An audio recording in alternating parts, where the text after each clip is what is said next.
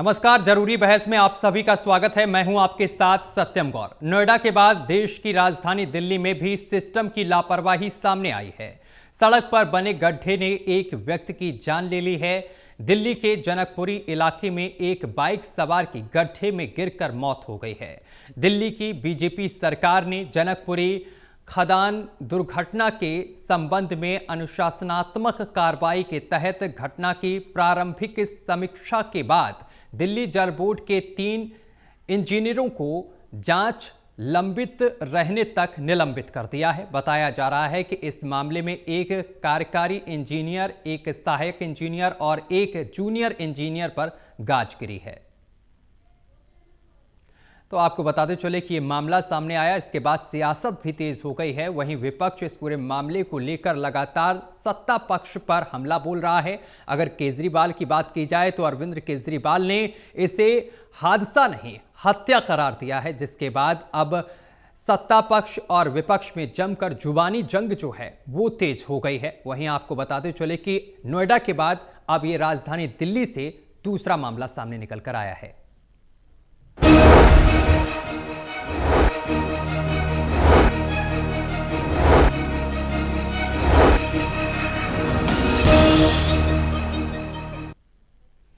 Waste Delhi के जनकपुरी थाना इलाके में पीडब्ल्यूडी की सड़क पर बताते चले कि डीजेबी द्वारा खोदे गए गड्ढे में गिरकर बाइक सवार की मौत हो गई है। बाइक सवार की मौत पर दिल्ली में राजनीतिक उबाल आ गया है। विपक्षी दल इस घटना को हाल ही में नोएडा में घटी ऐसी ही घटना से जोड़कर दिल्ली सरकार पर हमला कर रहे हैं और नोएडा की घटना से कोई सबक न लेने का आरोप लगाया जा रहा है। इसी मामले को लेकर चर्चा करेंगे, लेकिन चर्चा पर चलने से पहले देखिए हमारी एक खास रिपोर्ट।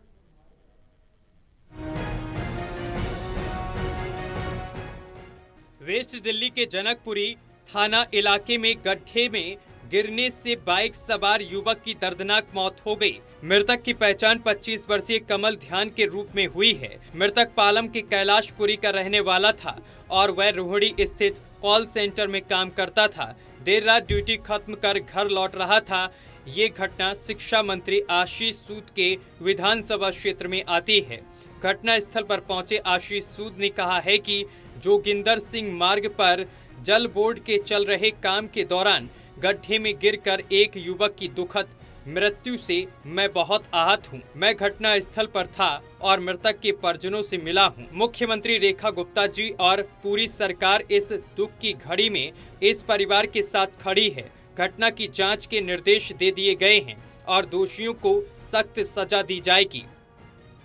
8:30-9 बजे के करीब इस दुखद हादसे की जानकारी मिली। मैं तभी से इस मौके पे हूँ। एक बहुत ही दुखद घटना है जिसमें एक नौजवान की असमय अकाल मृत्यु हुई है। मैंने तुरंत जल बोर्ड का जो ये काम चल रहा है इसकी सभी सावधानियों की जानकारी लेने का और उसकी जांच करने का निर्देश दिया है। गड्ढे में गिरकर बाइक सवार की मौत को दिल्ली की विपक्षी आम आदमी पार्टी नोएडा की घटना से जोड़कर देख रही है। आप नेताओं ने दिल्ली सरकार पर घोर लापरवाही और गैर जिम्मेदाराना रवैया अपनाने का आरोप लगाया है। आप नेताओं ने इस घटना के लिए जल बोर्ड के अधिकारियों, जिला प्रशासन और इलाके के विधायक एवं दिल्ली के शहरी विकास मंत्री आशीष सूद के खिलाफ एफआईआर दर्ज किए जाने की मांग की है। और ये कह रहे मैंने जांच कर ली है। सुरक्षा के सारे जो जरूरत होती है वो सब थी, मगर मैंने कह दिया कि चीफ इंजीनियर जो है एक कमेटी बना के जांच कर ले। अरे जब मंत्री ने पहले ही जांच करके डिक्लेयर ही कर दिया मीडिया में कि सब कुछ था, वो लड़का ही पागल था कि वो बाइक समेत उसमें कूद गया और मर गया। यही हुआ ना इसका मतलब। जैसे वो नोएडा का आदमी जो लड़का कूदा वो शराबी था। जनकपुरी में घटना स्थल पर पहुंचे दिल्ली के जल मंत्री ने गड्ढे में बाइक सवार युवक की मौत के बाद जल बोर्ड के जेई सहित 3 लोगों को निलंबित कर दिया है। वो तीनों को सस्पेंड कर रहे हैं। जो कंपनी यहाँ पे काम कर रही थी, हम वो कंपनी के ऊपर में भी कड़ी से कड़ी कार्रवाई करेंगे। दिल्ली जल बोर्ड के सीईओ ने पिछले महीने ही नोएडा इंसिडेंट के बाद में एक सर्कुलर इशू किया था। सारे दिल्ली जल बोर्ड के अधिकारियों को कहा था कि जहां पर भी काम हो रहे हैं वो वहां पर जाके खुद उसको चेक करें। ये 3 महीने से काम हो रहा था, कल रात को ही गड्ढा खुदा था। डीजेबी के गड्ढे में बाइक सवार की मौत की घटना के बाद राजनेताओं और दिल्ली के मंत्रियों का घटना स्थल पर आना जाना शुरू हो गया है।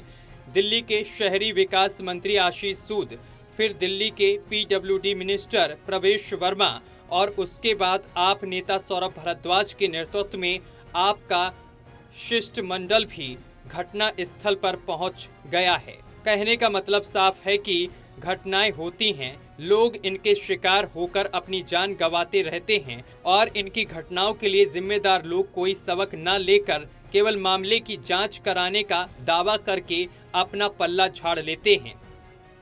Delhi bureau, total TV.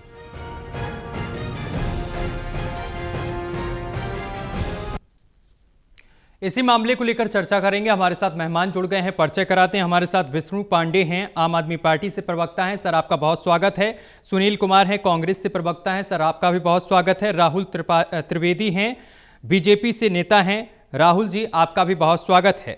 Rahul ji, चर्चा की शुरुआत मैं आपके साथ करूंगा। राहुल जी, राजधानी दिल्ली से लगा हुआ एक शहर है उत्तर प्रदेश का जिसको नोएडा कहते हैं, वहां पर अभी कुछ दिन पहले सेक्टर 150 में एक ऐसी ही घटना हुई थी जहां पर एक कार सवार एक गड्ढे में गिर जाता है, उसकी जान चली जाती है, काफी हो हल्ला होता है और उस घटना के बाद ऐसा लगता है कि प्रशासन, सरकार सारे एक्टिव हो गए हैं, एक्टिव मोड पर आ गए हैं, आगे से इस तरीके की घटना नहीं होगी। लेकिन हमारा सवाल आपसे यह है कि उस घटना के बाद क्या दिल्ली ने कोई सबक लिया है? देखिए, सबसे पहले तो इस घटना की बात की जाए तो ये अभी तक की पिछले अगर 10-11 महीने की अगर सरकार जो बनी है भारतीय जनता पार्टी की, उसमें एक सबसे दुखद घटना में से एक है दिल्ली में जो हुई है। और इसको जितना दुख व्यक्त किया जाए वो कम है। यहाँ पे राजनीति होने की बात नहीं है और कहीं ना कहीं इसके लिए जल बोर्ड के अधिकारी, जल बोर्ड के कर्मचारी और संबंधित विभाग वो पूरी तरह से जिम्मेदार है। और इस तरह की घटना कहीं भी हो, चाहे उत्तर प्रदेश में हो, देश के किसी भी कोने में हो, नहीं होनी चाहिए, किसी कीमत पे नहीं होनी चाहिए। सवाल ये उठता है कि आखिर ये घटना हुई क्यों? ये घटना इसलिए हुई कि पिछले 10-11 सालों में जिस तरह से हर डिपार्टमेंट में, चाहे वो जल बोर्ड हो, डीटीसी हो, विभाग हो, दिल्ली के हर विभाग में जिस तरह से निकम्मापन लोगों के बीच में आ गया। अभी आपने देखा होगा, एक हफ्ता पहले हमारे जो जल बोर्ड के जो हमारे मंत्री, कैबिनेट मंत्री हैं, आदरणीय प्रवेश सिंह वर्मा जी, उन्होंने कई जगह औचक निरीक्षण किया था और जेडआरयू रैंक के लोगों को निलंबित किया था। जब वो ऑफिस में गए तो उन्हें पता चला कि ऑफिस में लोग 11-11 बजे तक कोई अधिकारी नहीं है, लंबी लंबी लाइनें लगी हुई है, कोई आया नहीं है। तो जो ये एक अकर्मण्यता, नहीं काम करने की जो एक मन स्थिति पैदा हो गई थी पिछले 10-11 सालों में दिल्ली के हर विभाग में, और उसी का ये परिणाम और उसी का ये नतीजा है। लेकिन फिर मैं कहना चाहूंगा कि ये सब बातें सिर्फ इसलिए कही जा रही है कि ठीक है, अल्टीमेटली किसी व्यक्ति का, एक नवयुवक का जान गया है और वो बहुत ही दुखद है, उस पर राजनीति नहीं होनी चाहिए। और जो इससे संबंधित लोग हैं, त्वरित कार्रवाई करते हुए हमारे कैबिनेट मंत्री ने 3 लोगों को वहां पर निलंबित भी किया है, संबंधित लोगों को। साथ में जो कंपनी को ठेका दिया गया था उसके खिलाफ भी कार्रवाई करने की बात कही गई है। साथ में एक हाई लेवल कमेटी भी बिठाई गई है। राहुल जी, तो इसमें राजनीति कौन कर रहा है? सवाल ही तो पूछा गया है। सरकार में आप हैं, आपके पास सारी पावर है दिल्ली की, तो सवाल भी आपसे किया जाएगा, भाई ये हादसा हुआ कैसे? जब नोएडा में ऐसी घटना सामने निकल कर आई थी तो आपको एक्टिव होना चाहिए था। कई फीट गहरा गड्ढा खोद दिया जाता है, आप लोग कहां हैं? आपका प्रशासनिक अमला कहां है? बिल्कुल, अभी कुछ दिनों पहले जल बोर्ड के जो सीईओ उनके साथ बैठक किए थे हमारे कैबिनेट मंत्री ने, उन्होंने श्योर किया था इस तरह की अगर कहीं कोई गड्ढा खोदा जाता है या कोई भी गड्ढा कहीं किया जाता है तो उसके आसपास सुरक्षा का घेरा बनाया जाए और वो घेरा इतना मजबूत हो कि जहां पर किसी का कोई ना आ सके या किसी तरह की कोई दुर्घटना वहां पे ना हो। बावजूद इसके जो नेग्लिजेंस वहां पे हुआ, उस नेग्लिजेंस के जांच त्वरित कार्रवाई करते हुए तो संबंधित जो वहां पे कर्मचारी और अधिकारी थे उनको निलंबित किया ही गया है। साथ में एक जांच कमेटी इसलिए बिठाई गई है कि आने वाले समय में ये घटना दिल्ली के लिए एक नजीर बने और कोई इस तरह की घटना ना हो। लेकिन जिस तरह का मैं सुन रहा यानी था कि अभी, ठीक है सर, मैं समझ सौरभ गया राहुल जी, अभी यानी कि आप इसमें इस कह रहा घटना था। से एक्टिव होना चाहते हैं। नोएडा की घटना से आपको कुछ भी सबक नहीं लिया आपने? नहीं, नोएडा की घटना से एक्टिव होने के बाद हमारी जल बोर्ड के और अगर बाकी नोएडा की डिपार्टमेंट घटना के से लोगों आप के साथ एक्टिव बैठक थे तो हुई इतना थी बड़ा जो और गड्ढा खोदा गया तो उसके आसपास तमाम चीजें क्यों नहीं लगाएंगे कि यहां पर गड्ढा खोदा हुआ इस तरीके का बिल्कुल, प्रतीक क्यों नहीं लगाया गया? बिल्कुल वो कहीं ना कहीं एक गैर जिम्मेदाराना हरकत है, तभी इस तरह की घटना हुई है। ठीक है सर, वापस और आऊंगा मैं आपके पास। ऐसी विष्णु घटना पांडे मैं आगे आपके ना पास हो, आऊंगा। इसके ठीक है सर, मैं लिए और वापस आऊंगा। ठीक है, मजबूती आपकी बात से कंप्लीट हो गई। और ठीक, चुस्ती से इस पे काम किया जाएगा। ठीक है सर, मैं वापस आऊंगा। विष्णु पांडे मैं आपके पास आऊंगा। विष्णु पांडे, केजरीवाल इस घटना को हत्या कह रहे हैं, तो सीधे तौर पर किस एजेंसी और किस अधिकारी को आप जिम्मेदार मानते हैं? सत्यम जी, हम इसको हत्या इसलिए कह रहे हैं जी, क्योंकि हादसा वहां पे होता है जहां पे पूरा कंप्लाइंस मैनेज होता है भाई। वहां पे लाइटें होती, वहां पे बैरिकेड होता, वहां पे रोड साइनिंग मार्क होता, ठीक है, राइट। तो अगर उसके बावजूद भी हो जाए तो वो हादसा होता है, ठीक है। बट ये लापरवाही है। यहाँ पे खड्डा खोद दिया जाता है, कोई बैरिकेटिंग नहीं, कोई रोड साइन मार्किंग नहीं, कोई डाइवर्जन नहीं, ठीक है। और आपके मंत्री को पता लगता है कि हाँ यहाँ पे हादसा हो गया है या खड्डा खोदा है, लेकिन किसी को पता ही नहीं होता कि उसके कंप्लाइंस मैनेज हुए कि नहीं हुए। इसलिए हम कह रहे हैं कि हादसा नहीं, हत्या है। देखिए, अगर भारतीय जनता पार्टी ने की सरकार ने अगर नोएडा के उससे कुछ सीखा होता तो मैं दावे से कह सकता हूं कि वो इस कंप्लाइंस को मिसमैनेज नहीं हो सकते।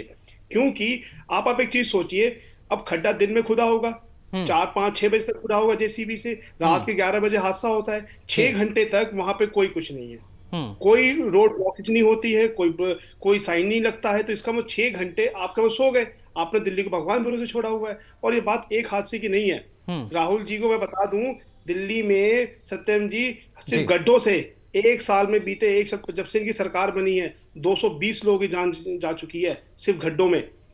उसके लिए कौन जिम्मेवार है? इन्होंने एक जेल को है, इसका कोई डेटा अगर इनके पास है तो ये दे। ये राहुल ऐसे जी, मैं आपकी जुबान से बोलने बात से नहीं होगा। नहीं, मैं पीछे मत ऑब्जेक्ट करता हूँ। इनके पास अगर कोई ऑथेंटिक डाटा है तो ये दिखाए आपके पास। सत्यम जी, ये इनका काम है अफवाह फैलाना। ये लोग अफवाह फैलाने वाले पार्टी हैं। ये गलत। राहुल जी, पूरी बात तो सुन लीजिए। अफवाह फैलाने के अलावा कुछ नहीं है। अगर इनके पास आंकड़े हैं, कहीं से इनके पास डेटा है, ठीक है, एक एक करके बात रखें। ठीक है विष्णु जी, ठीक, आंकड़े की बात कर रहे हैं। आंकड़े हैं क्या आपके पास? सर मेरे पास आंकड़े हैं। अच्छा एक सेकंड, यमुना बाढ़ हुआ, यमुना बाढ़ में दिल्ली में बाढ़ हुआ, 50 लोग प्रशासनिक लापरवाही से मरे। क्या कार्रवाई की इन्होंने? पांडे जी, आप आंकड़े दिखाइए यहाँ पे मंच पे, यहाँ पे आंकड़े दिखाइए। आप जो आपने अभी आंकड़े दिए वो आंकड़े आपको दिखाना पड़ेगा, वरना आप पैसा वापस लीजिए। हम कोई बात नहीं रख रहे, आपकी तरह 11 साल में यहाँ पर सैकड़ों सफाई कर्मचारियों को यहाँ मौत के घाट उतार दिया, किसी की जिम्मेदारी नहीं दी, जहरीली शराब पिला के लोगों को मार दिया। कोरोना में यहाँ पे हजारों लोग यहाँ पे मौत के घाट उतर गए थे आ रहे बात करने के लिए। आपने नोएडा के हादसे से कुछ सीखा? यही मैं कह रहा था, थोड़ी देर पहले यही मैं कह रहा था सत्यम जी, ये गंदी राजनीति करते हैं और ये गंदी राजनीति बंद होनी चाहिए। किसी के, ठीक है, मैं वापस आऊंगा। ठीक है, आप दोनों लोगों के पास मैं वापस आऊंगा। ठीक है विष्णु जी, ठीक है राहुल जी, मैं वापस आऊंगा। मैं कांग्रेस के प्रवक्ता के पास पहुंचूंगा, सुनील कुमार जी। सर मैं वापस आऊंगा। राहुल जी, ठीक है राहुल जी, मैं वापस आऊंगा। सुनील जी, ये जो घटना सामने निकल कर आई है, इस घटना को आप किस तरीके से देख रहे हैं और किसकी जिम्मेदारी यहां पर ठहरा रहे हैं? देखिए, दिल्ली जल बोर्ड ने गड्ढा खोदा जी, और वो कहां खोदा? वो हमारे जो माननीय मंत्री आशीष सूद जी उनकी विधानसभा में। तो कहीं ना कहीं आशीष सूद जी जो है उनकी भी जिम्मेदारी बनती है। वो ये लोग एमएलए जो है और जो मंत्री हैं अपने क्षेत्र में जो थोड़ा सा काम होता है उसको उद्घाटन के लिए तो पहुंच जाते हैं। तो क्या उनकी ड्यूटी नहीं बनती कि उस पर निगरानी रखी जाए जी? तो सीधे तौर पर कांग्रेस पार्टी जो है आशीष सूद जी से इस्तीफा मांगती है कि उनके क्षेत्र में लापरवाही हुई है, और जो दिल्ली जल बोर्ड के कर्मचारी हैं जिन्होंने ये कुकृत्य किया है लापरवाही जो की है उनके खिलाफ सख्त से सख्त कार्रवाई होनी चाहिए। और तीसरा, जो कमल हमारे जो युवा थे जो जिनकी मौत हुई है, हम उनके परिवार के साथ हमारी कांग्रेस पार्टी की संवेदना है और हम 1 करोड़ रुपए मुआवजे की मांग भी करते हैं। और ये दोनों पार्टियां जो है, आम आदमी पार्टी हो चाहे भाजपा हो, दोनों जो है नूरा कुश्ती करते हैं। आम आदमी पार्टी के 11 साल के कार्यकाल में भी 20 से 24 2024 से 2025 के बीच में 89 मौत हुई है गड्ढे और पानी में खुले हुए नालों की वजह से। पिछले साल 1 मौत हुई थी महरौली में। मॉनसून में 11 मौतें हुई थी 2025 में। और ये जो नोएडा की घटना हुई थी, इससे भाजपा ने कोई सबक ही नहीं लिया। ये बात करते हैं कि हमारे सीओ ने जो है गाइडलाइंस इशू की थी, तो सीओ की गाइडलाइंस कहां पर गई? इसका मतलब यह है कि सीओ के खिलाफ भी कार्रवाई होनी चाहिए। तो ये जो इस प्रकार की जो बातें अपनी जिम्मेदारी ना लेते हुए और मासूम लोगों की जो जान जा रही है उसके खिलाफ जो है इनको अपनी जिम्मेदारी लेनी पड़ेगी। आशुष सूद जी को अपनी जिम्मेदारी लेनी पड़ेगी, क्योंकि उनकी विधानसभा में हादसा हुआ है। ठीक है। और ये बार बार जो है बातें करते हैं परंतु काम करने को राजी नहीं है। ठीक है, राहुल जी जवाब दीजिए। देखिए, जैसा कि आशीष सूद जी का वो क्षेत्र है और सबसे पहले वहां पर सुबह 8:30-9 बजे करीब जब इस घटना की जानकारी सबको मिली, वहां पर विधायक और कैबिनेट मंत्री आशीष सूद जी वहां पर पहुंचे और पहुंचकर उन्होंने इस तरह से संज्ञान लिया उस मामले को। भाई, और वो निगरानी क्यों नहीं कर रहे थे उस गड्ढे की? सुनील जी राजनीति ना करें, सुनील जी राजनीति ना करें प्लीज। आपसे किसी बच्चे की मौत हुई है, किसी बच्चे का गई नहीं, ये आम आदमी पार्टी कह रहा है कि हम ये कह रहे हैं कि आपकी लापरवाही से हुई है। आशीष सूद जी जो है वहां के विधायक है, उनकी जिम्मेदारी, नैतिक जिम्मेदारी बनती है वो इस्तीफा दें, वो इस्तीफा दें, लापरवाही हुई है। और यही कारण है कि वो स्वयं वहां पर जाकर उस चीज को संज्ञान लिए। उसके बाद जांच के आदेश दिए गए, जो वहां पर जेई और बाकी 2-3 लोगों को वहां पर सस्पेंड किया गया है। जो वहां पर कंपनी काम कर रही थी उसके खिलाफ जांच चल रही है, हाई लेवल कमेटी बना दी गई है। अभी तक क्या कोई एफआईआर हुई है इस मामले में? कोई एफआईआर हुई है अभी तक? कहीं न कहीं सबको ये लगा कि ये जो ये जो दुर्घटना हुई है, ये दुर्घटना नहीं होनी चाहिए थे और इसमें लापरवाही है। और इसी कारण से इतनी त्वरित तरीके से कार्रवाई इसमें की जा रही है। 1 करोड़ का मुआवजा, 1 करोड़ का मुआवजा आप घोषित करवाएं कमल के परिवार के लिए। ठीक है, आपकी मांग है तो मांग को वाजिब जगह पे, वाजिब प्लेटफॉर्म पे रखा जाएगा और सरकार को उस पे अपनी तरफ से सरकार उस पर अपना फैसला करेगी।